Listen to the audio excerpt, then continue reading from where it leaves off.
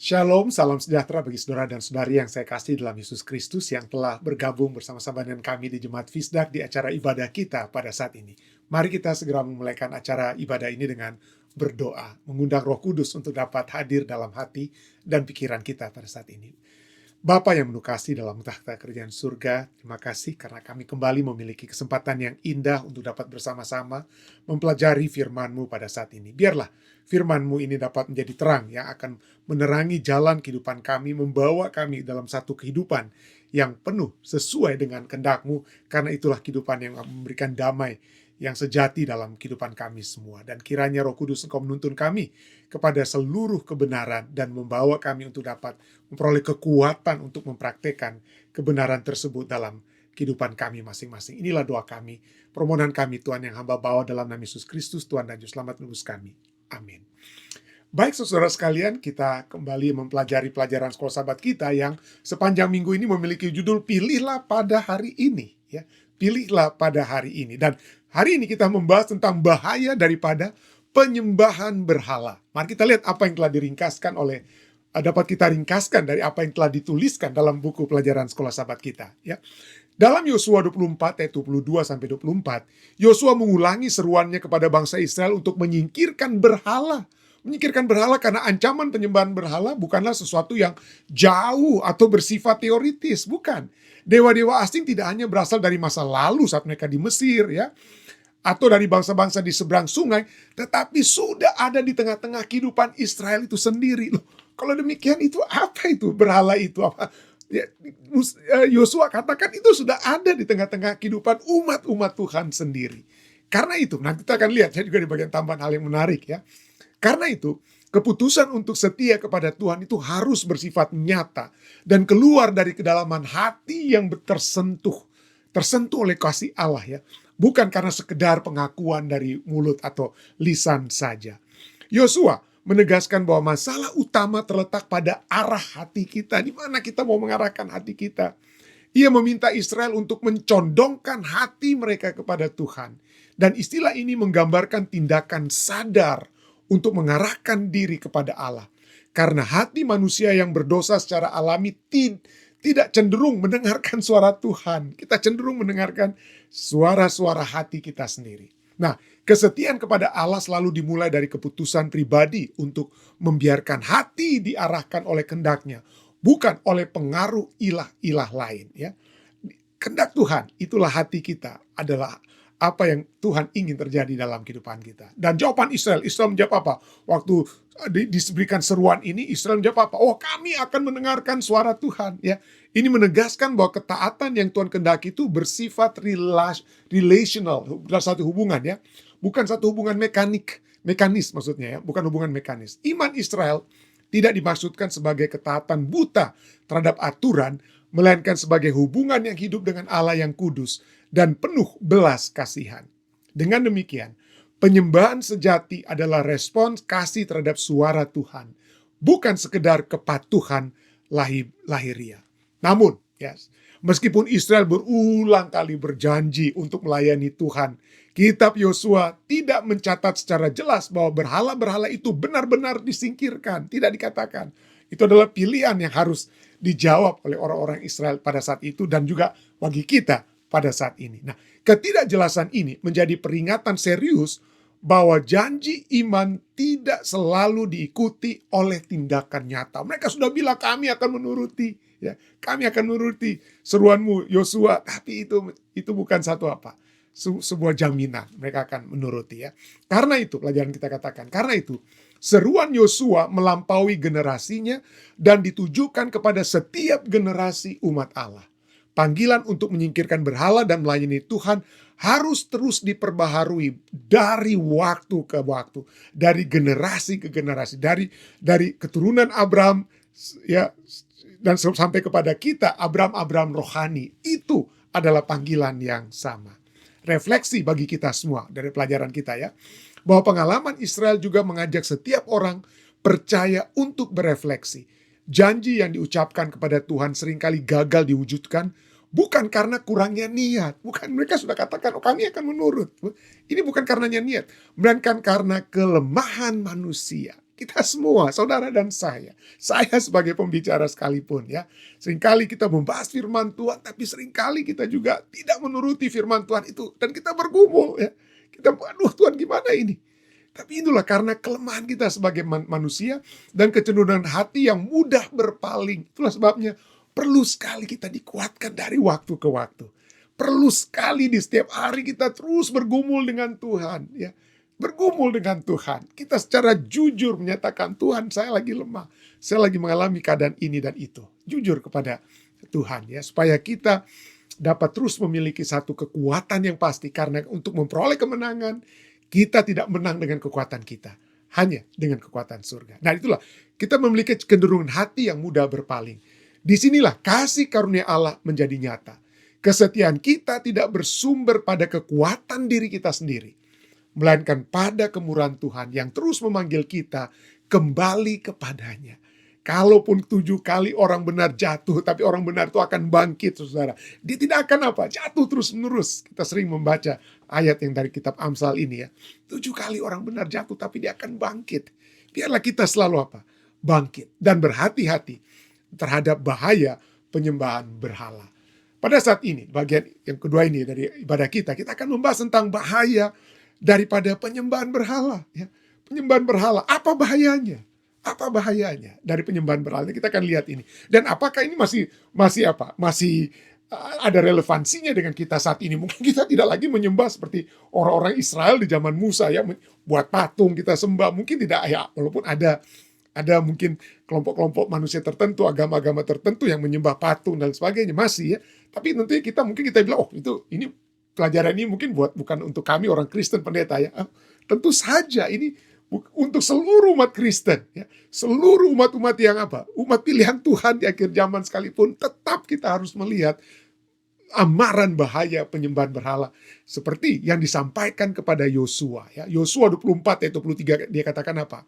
Ia berkata, maka sekarang jauhkanlah Allah asing yang ada di tengah-tengah kamu. Jadi sudah ada di tengah-tengah umat-umat Tuhan ya.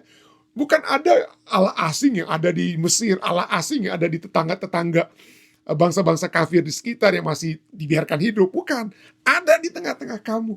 Itu dikatakan condongkanlah hatimu kepada Tuhan Allah Israel. Tadi pelajaran sekolah sahabat kita katakan ini masalah hati. Penyembahan berhala itu adalah masalah hati. Dan masalah hati ini adalah masalah hati setiap umat manusia. Termasuk umat-umat Tuhan sekalipun yang di akhir zaman. Ini masalah hati karena kelicikan hati. Kita tidak tahu hati kita. Kita sering mempelajari ya. The heart of the matter is the matter of the heart. Inti daripada masalah adalah masalah hati kita. Ya. Masalah hati kita bukan apa agama kita, apa kepercayaan keyakinan kita, tapi hati kita. Ya, hati kemana apakah kita condongkan itu kepada Tuhan. Nah apa itu? Apa itu penyembahan berhala? Oke, mungkin kita mulai dulu dengan ini ya. Apa itu penyembahan berhala? Ya, mungkin seperti saya katakan tadi, kita tidak lagi menyembah patung, ya, tidak buat patung kita sembah begitu ya, bersemedi depan patung. Mungkin kita tidak. Tapi seringkali hati kita dicondongkan dengan apa? Dengan apa yang dunia tawarkan kepada kita yang menggantikan kecondongan hati kita kepada Tuhan. Ya, kita melihat apa? Kesuksesan orang, kita agung-agungkan, kita cemburu, ingin seperti mereka. Oh, kenapa mereka bisa punya ini? Mereka bisa punya harta yang banyak, punya rumah, ini dan itu dan lain sebagainya. Kenapa mereka memiliki ketenaran, kehebatan, diagung-agungkan? Nama mereka lebih dikenal daripada umat-umat percaya sekalipun atau siapapun. Atau uang mereka lebih banyak dan lain sebagainya. Jadi ini seringkali yang kita lihat yang telah menjadi berhala modern. Ya, seringkali kita dengar hal ini ya. Berhala-berhala modern ya. Obsesi-obsesi kita. Siapapun kita ya. Hati kita seringkali, aduh kalau bisa saya punya banyak uang, kalau bisa dapat ini ya, dapat lotre. Ya, dapat lotre. Pada saat ini di Amerika pada hari ya saya tidak tahu saya katakan tadi bahwa sekarang lotre di Amerika 1,6 miliar dolar. Waduh, ini banyak orang ingin sekali ya. Jadi inilah ya. Poinnya adalah kita seringkali menyembah artis, orang-orang yang terkenal ya. Bahkan kita bahkan ada orang yang menyembah pendeta-pendeta sekalipun, penginjil-penginjil sekalipun itu yang dihormati, disembah ya, diilah-ilahkan ya, atau atlet dan uang dan lain sebagainya. Tapi pada intinya penyembahan berhala adalah menyembah apapun yang diciptakan, bukan sang pencipta. Ya. Bukan sang pencipta. Jadi kita umat percaya sekalipun, kita dapat menyembah apapun yang diciptakan. Kedudukan mungkin dalam organisasi. Aduh, kalau saja saya punya kedudukan seperti itu, posisi seperti itu, maka saya dapat ini dan itu dan lain sebagainya. Itu kita gantinya bergantung kepada Tuhan, kita bergantung kepada berkat-berkatnya Tuhan ya, ataupun apa yang dapat kita peroleh yang sementara di dalam dunia ini ya, apa yang sementara dalam dunia ini. Dan itu dapat apa? Dapat berlalu, tidak kekal. Saya selalu katakan, apapun saudara sekalian, uang dapat hilang, kedudukan itu dapat apa? Dapat berlalu, kedudukan dan apapun. Jadi tapi seringkali itulah yang kita ingin idamkan. Hati kita condongkan untuk mendapatkan hal-hal tersebut. Nah, apa masalahnya? Apa masalahnya kalau saya menginginkan ya, terobsesi hati saya. Ya.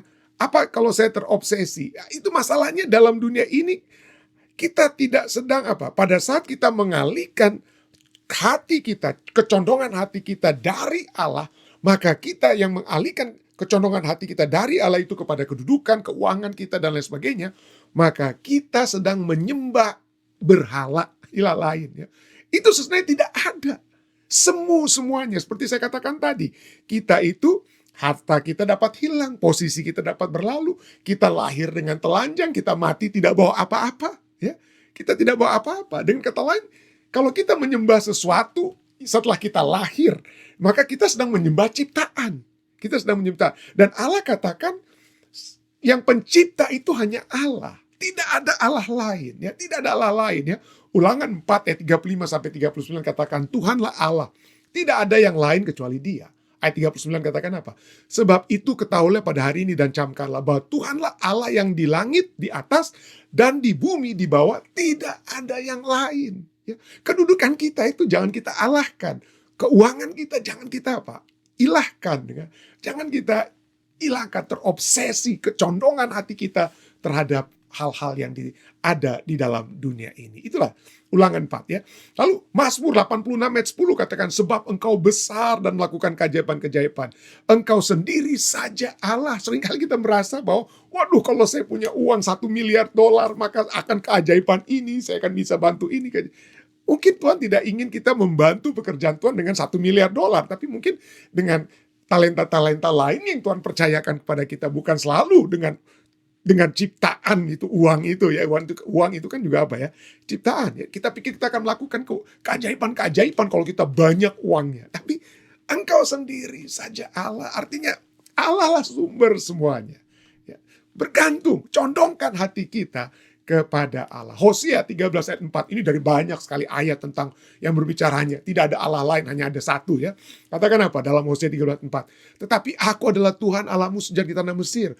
Engkau tidak mengenal Allah lain kecuali aku, dan tidak ada juru selamat selain dari aku. Seringkali kita pikir, aduh kalau saya sudah punya posisi, maka saya yang dulu dihina-hina oleh orang, tapi kalau saya punya posisi, maka posisi saya itu akan menyelamatkan saya dari penghinaan-penghinaan yang selama ini saya alami. Oh, juru selamat kita hanya dari Allah. Yang menyelamatkan kita dari kesukaran masa lalu kita itu bukan hanya hanya Allah. Dan tidak heran para orang Farisi pun yang ahli Taurat yang Farisi mengakui apa yang Yesus katakan. Ini mereka katakan ya, tepat sekali guru dalam Markus 12:32. Tepat sekali guru, benar katamu bahwa dia Allah itu Esa, dan bahwa tidak ada yang lain kecuali Dia. Tidak ada yang lain kecuali Dia. Tapi itulah manusia ya. Sejak zaman Alkitab kita membentuk berhala. Itu sesuatu yang kita dapat. Ingat, kita lahir tanpa ada apa-apa. Kita akan mati tidak bawa apa-apa. Dengan kata lain, jadi segala sesuatu yang kita akumulasi dalam kehidupan kita, yang sementara entah itu kedudukan kita, posisi kita, keuangan kita, itu semua itu adalah yang diciptakan, bukan pencipta, tapi diciptakan. Tapi itulah yang seringkali membawa hati kita untuk mengarah kepada hal-hal yang yang ada dalam dunia ini. Padahal dari sejak zaman dahulu, kitab Yeremia sudah menasihatkan ya. Dikatakan apa? Sebab yang disegani bangsa-bangsa adalah kesia-siaan. Manusia saat ini kita menyegani orang kaya, menyegani orang terkenal, menyegani orang yang punya kedudukan. Tapi semua yang kita segani dari sudut pandang manusia, ya bukan dari sudut pandang Tuhan. Yang disegani oleh manusia atau bangsa-bangsa itu adalah apa? Yeremia 10 ayat 3 dan 5 katakan apa? Itu sia-sia. Ya, bukankah berhala itu? Nah, sekarang kembali kepada berhala yang zaman dahulu ya. Bukankah berhala itu pohon kayu yang ditebang orang dari hutan, yang dikerjakan dengan pahat oleh tangan tukang kayu? Orang memperindahnya dengan emas dan perak, ya, dan lain sebagainya. Kemudian ayat 5, berhala itu sama seperti orang-orangan di kebun mentimun, tidak dapat berbicara, orang harus mengangkatnya sebab tidak dapat melangkah. Ya. Dengan kata lain, semua itu adalah benda mati. Uang itu adalah benda mati, walaupun tentu saja dapat membantu dan itu. Tapi kalau kita mengilahkan uang, ya, itu adalah sia-sia. Itu adalah buatan manusia, ya, buatan manusia. Kalau misalnya ekonomi satu negara hancur, maka uang yang banyak juga itu dapat menjadi apa? Tidak ada artinya apa-apa. Karena itu hanya buatan apa? Buatan manusia, ya, buatan manusia. Jadi itulah sebabnya katakan ya, Tuhan mengajak kepada Yosua, mengajak umat-umat Tuhan pada saat itu, jauhkanlah Allah asing. Tapi sekarang yang ada di tengah-tengah apa? Tengah-tengah kamu, condongkanlah hatimu kepada Tuhan Allah Israel. Karena kemudian ini adalah gambaran dari apa yang Tuhan sudah firmankan sebelumnya ya. Merupakan 10 arahan Tuhan, 10 firman Tuhan, dan firman yang pertama apa itu dikatakan ya dalam Keluaran 23. Jangan ada padamu Allah lain di hadapanku. Jauhkanlah, jangan ada. Kenapa Tuhan harus bilang ini? Padahal dia sudah, ayat-ayat lain yang tadi kita sudah baca, sudah jelas-jelas tidak ada lagi Allah lain kan. Tapi kenapa Tuhan harus bilang seperti ini? Kenapa kepada Yosua harus mengamankan bangsa Israel, jauhkanlah Allah lain. Kalau Allah-Allah itu tidak ada, kenapa harus dijauhkan? Nah ini dia, ini satu hal yang cukup menarik untuk kita lihat ya. Allah mengetahui umat manusia itu dapat memiliki alternatif lain yang kadang-kala itu lebih menarik. Allah sudah memberikan kepada Adam dan Hawa. Semua pohon dalam taman ini boleh kamu makan kecuali yang satu ini. Tapi itulah ya, karena kebebasan memilih ya yang diberikan, yang merupakan hak asasi dari manusia, kebebasan memilih tersebut. Maka ada alternatif lain ya, yaitu yang cuma satu saja pohon itu, tapi itulah yang dapat apa? Yang kadang-kadang kalau kita lihat dari kisah sejak jatuhnya manusia di Taman Eden, itu dapat menjadi hal yang dianggap lebih menarik walaupun konsekuensinya sangat-sangat buruk. Tapi itulah sebabnya Allah mau. Kenapa? Allah tahu bahwa tidak ada Allah lain. Allah sangat tahu, tapi manusia yang diciptakan dalam rupa dan gambar Allah dapat membentuk, ya, dapat menciptakan ilah lain, ya, dapat membuat atau membentuk. Mungkin di zaman dahulu, zaman Alkitab, patung-patung yang dibuat, yang disembah, ya. Zaman kita mungkin ketenaran, keuangan, posisi, dan lain sebagainya. Dan itu dapat menjadi lebih menarik. Kecondongan hati kita kepada ciptaan itu dapat lebih menarik. Kenapa? Karena ciptaan itu dapat kita lihat terwujud, ya. Dapat ada pengendalian, ya. Dapat kita lihat kalau kita jadi berhala dan pengejaran materi, kita lihat ini ya. Seringkali berwujud dan tampaknya dapat dikendalikan. Menyembah patung fisik atau mengejar kekayaan dapat terasa lebih langsung dan mudah dikelola daripada menaruh kepercayaan kepada Allah yang tidak terlihat dengan rencana jangka panjang. Ya sekarang gimana nih Allah? Gak ada saya lihat Allah, tapi sekarang saya bisa lihat uang, posisi, kedudukan, orang yang menghormati kita dan lain sebagainya. Atau kita melihat bagaimana kalau sampai kita juga dihormati sebagai orang yang tenar dan lain sebagainya. Itu ada keberwujudan terlihat. Itulah sebabnya menarik ya. Allah mengetahui bahwa ilah-ilah lain yang diciptakan oleh manusia, ciptaan bukannya pencipta, karena hanya Allah itulah pencipta, itu dapat lebih menarik karena memiliki wujud, dapat terlihat. Jadi, dan bukan itu saja, yang poin kedua, kenapa itu lebih menarik Allah-Allah lain itu, karena itu berpusat kepada diri kita sendiri. alternatif, itu ilah-ilah lain itu ya, seringkali menjanjikan kepuasan instan, memberikan kekuasaan atau pemenuhan pribadi yang sesuai dengan keinginan manusia, seperti uang, seks, status, kenyamanan, tanpa tuntutan kerendahan hati, tanpa tuntutan pelayanan atau pengendalian moral yang dituntut dari ajaran Alkitab. Jadi aduh, kita rasa setengah mati karena keberdosaan kita maunya yang instan, lebih enak, lebih sesuatu yang enak yang dapat kita nikmati sekarang. Ketenaran, uang dan lain sebagainya. Itulah sebabnya kita lebih memiliki lebih menyukai alternatif daripada menyembah Allah satu-satunya pencipta itu. Kalau bukan itu saja, budaya, sosial, dan keberadaan masyarakat di sekitar kita, penerimaan budaya dan sosial ya. Dalam berbagai konteks sejarah yang dijelaskan dalam Alkitab dan bahkan hingga saat ini, menyembah Allah lain, entah itu untuk saat ini ketenaran, kesuksesan, materialisme, dapat dikatakan lebih dapat diterima secara sosial ya. Kalau saya hanya menyembah Tuhan, ini hanya hubungan saya dengan Tuhan. Saya hanya ke gereja. Tapi kalau saya jadi orang yang terkenal, tenar ya, saya punya viral, saya punya jutaan followers, orang lihat terus saya di YouTube dan lain sebagainya. Wah, itu apa? Itu yang diakui oleh dunia ya.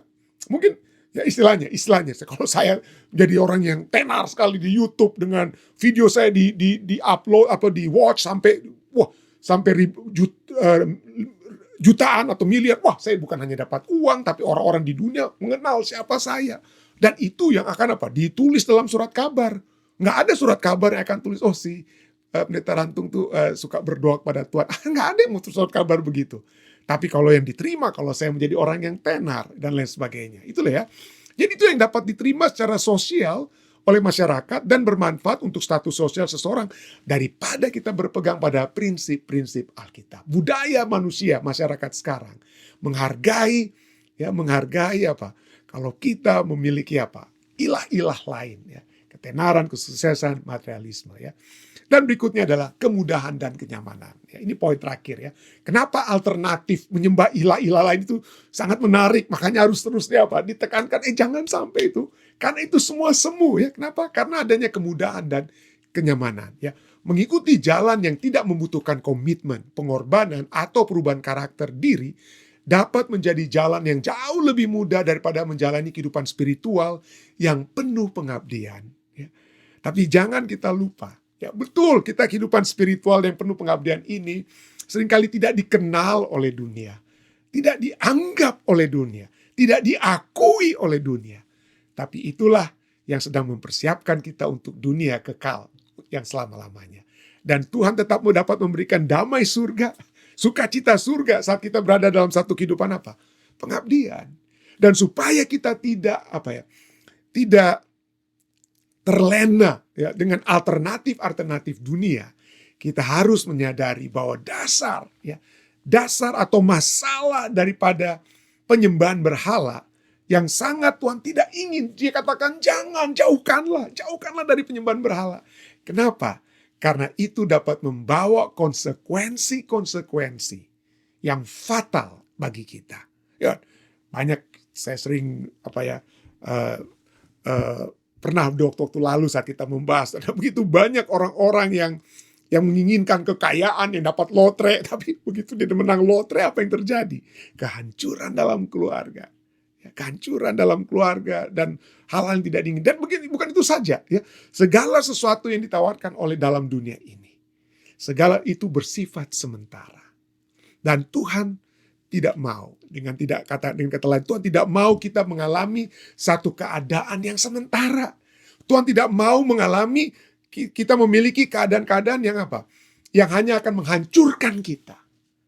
Dan salah satu masalah mendasar, jangan kita memiliki Allah lain. Karena pada saat kita pada saat kita memiliki ilah atau Allah lain, kita sedang memalingkan hati kita dari Allah. Kita sedang mengatakan, ini seakan-akan kita katakan, Allah tidak cukup. Apa yang Allah tawarkan kepada kita itu tidak cukup. Ya. Pencipta kita itu kurang, ada kurangnya. Makanya saya mau cari di tempat lain.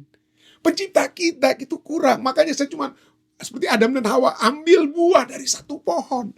Allah seakan-akan dianggap kurang. Makanya kita menciptakan ilah-ilah, mencari ilah-ilah. Karena kita menganggap seakan-akan Allah kita itu kurang. Kita kurang, berkekurangan. Tapi biarlah kita yang mengenal Allah kita. Kita yang mengenal bagaimana Dia telah menuntun kehidupan kita di waktu lalu. Bagaimana Dia memberikan damai sukacita surga kepada kita. Kita mengetahui bahwa kehidupan kita sementara dalam dunia ini, yang terpenting dan terutama adalah damai dan sukacita surga. Dan bagaimana dalam satu hubungan dengan Allah yang memuaskan kita. Sehingga kita tidak mencari hal yang lain. Ya. Kerinduan ya. Raja Daud berbicara, dia memiliki satu kerinduan bagaikan rusa yang merindukan air yang sejuk datangnya hanya dari Tuhan. Raja Daud sudah memiliki semuanya, segala-galanya.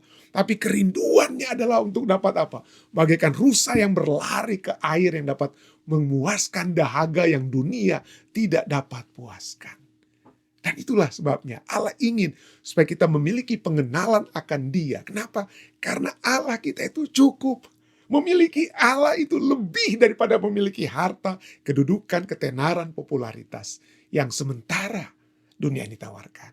Ya, saya tahu sekali tentang hal ini karena saya mengenal banyak orang-orang yang dulunya sangat tenar, terkenal, tapi kemudian berlalu. Ya, biarlah kepuasan kita bukan dari apa yang ciptaan-ciptaan manusia, tetapi kepada pencipta kita, Allah kita. Kenapa? Karena Dia adalah Allah yang maha mencukupi. Dia dapat mencukupi segala sesuatu. Dan bagi kita itulah yang utama. Filipi 4 ayat 19 katakan, Allahku akan memenuhi segala keperluanmu menurut kekayaan dan kemuliaannya dalam Kristus Yesus. Biarlah ini menjadi kepuasan kita yang utama. Kepuasan kita yang utama adalah Allah kita, pencipta, satu-satunya pencipta. Dan bukan ciptaan-ciptaan yang sementara yang ada dalam dunia ini. Kiranya ini menjadi satu perundungan bagi kita semua.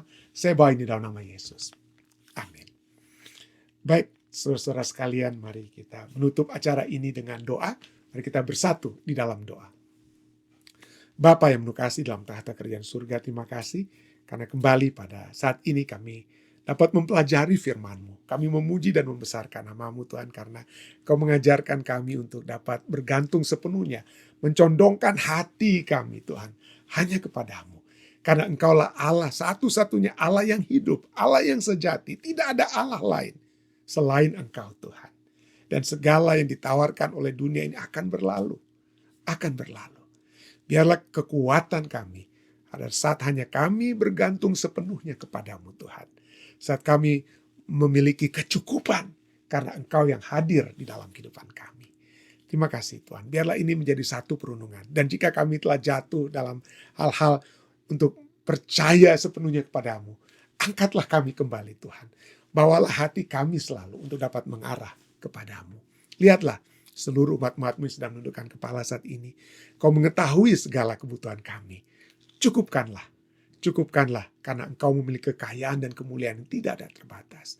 Biarlah kami dapat yang berdoa saat ini melihat kemuliaan-Mu, kebesaran-Mu Tuhan. Dan dapat bersyukur, memuji, membesarkan nama-Mu. Berkatilah umat-umat-Mu yang ada di Jemaat Fisdak. Kami terus berdoa bagi keluarga yang ada. Kami berdoa bagi keluarga muda yang ada di jemaat kami. Bagi Gerald, Olivia, dan Gareth. Kami berdoa kiranya Tuhan akan selalu menuntun keluarga muda ini. Berdoa juga Tuhan bagi Fernal Mokalu, Sisi Mokalu Rantung. Kami berdoa bagi keluarga muda ini, bagi anak-anak juga yang Tuhan sudah percayakan kepada mereka, Vienso dan Liu Jin. Kiranya Tuhan akan selalu menyertai keluarga muda ini. Berdoa juga bagi Diana dan Joy dan putra mereka Aiden. Kiranya Tuhan akan selalu menyertai mereka kuat dalam keyakinan bahwa Tuhan akan selalu menuntun kehidupan mereka. Dan tentunya berdoa juga